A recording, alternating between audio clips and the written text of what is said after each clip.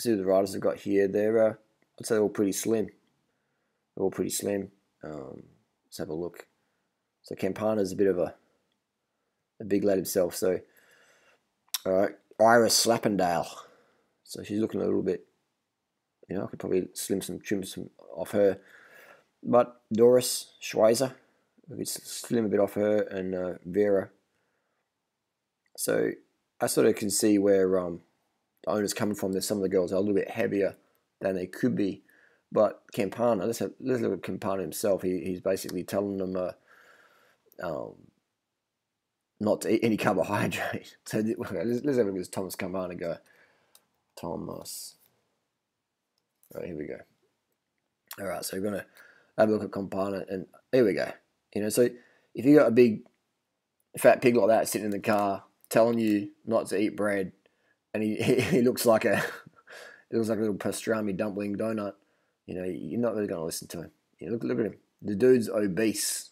All right, he's obese. He's got a big gut. He's got more fat on his gut than Team Sky on their entire body. So, you know, he can't give advice. He can't give advice to anyone really about weight loss if you're that fat, because it means that your advice don't fucking work.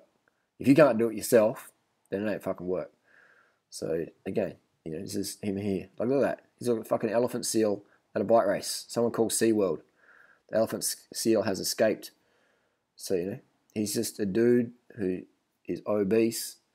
And I understand what he's trying to do. I understand he's trying to, like, you know, help these women. He's giving them a job. He's giving them a career. And these girls want to be pro bike racers. He's trying to motivate them. I can empathise with that. I get it.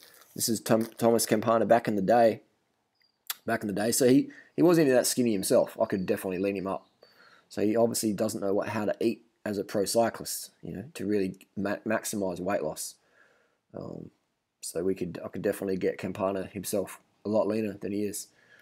And look at the women I coach with diet. You look how skinny they get. Rail thin. So again, none of these girls, I look at all of the girls and, you know, I look at them and I'm like, I could take kilos off all of them. And that's not being nasty or whatever. I'm just saying that they're following an obese guy's diet regime. So no wonder they're going to have a bit of extra padding, you know. And as a pro cyclist, as a professional, every extra kilo is negative, you know. Every extra kilo over your ideal. And what is your ideal body weight? Ideal body weight, I'd say, is going to be between 18 BMI and 21. Anything over 21, then, you know, I mean, if you can perform consistent and be emotionally strong at 18 then BMI, then okay. But most people find 19, 21 is probably a better one. Maybe dip down for 18 for the big races after big training.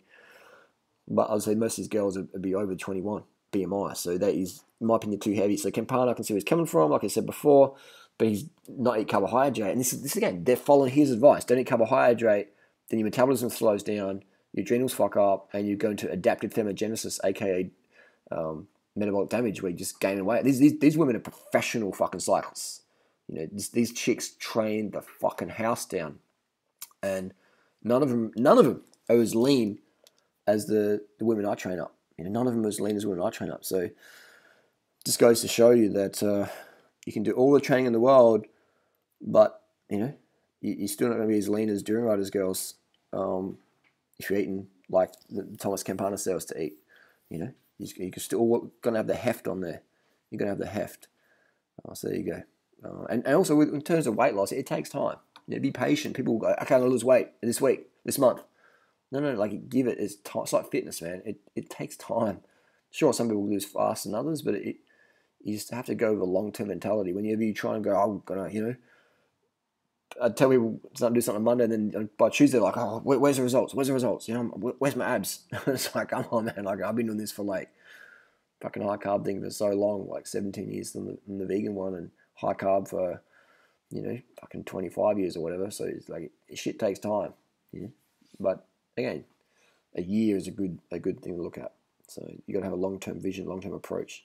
Otherwise, you'll get drastic measures. So this is quite hilarious. We've got the fat. This is why so many cyclists have battled their weight. They're doing the hell training. Look at that disciplined face. You know, these girls are so fucking disciplined, but they listen to advice in the Walrus Seal in the team car, and they stay fat. Or they stay, you know, cyclist fat. which is too fat for a cycle. But look at this dude. This dude's got more fat on his face than in my entire body and Natasha's body.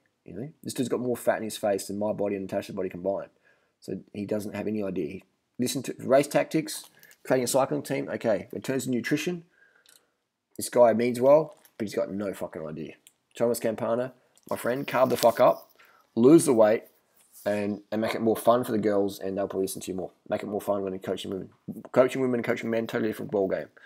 Totally different ball game. Women don't really respond that well, or don't sustain that response to negative vibes. They prefer encouragement, praise, all that stuff. The warm, fuzzy stuff. Guys, you can be more harsh with for sure, but women, most just shut down, or they look for other options pretty quick.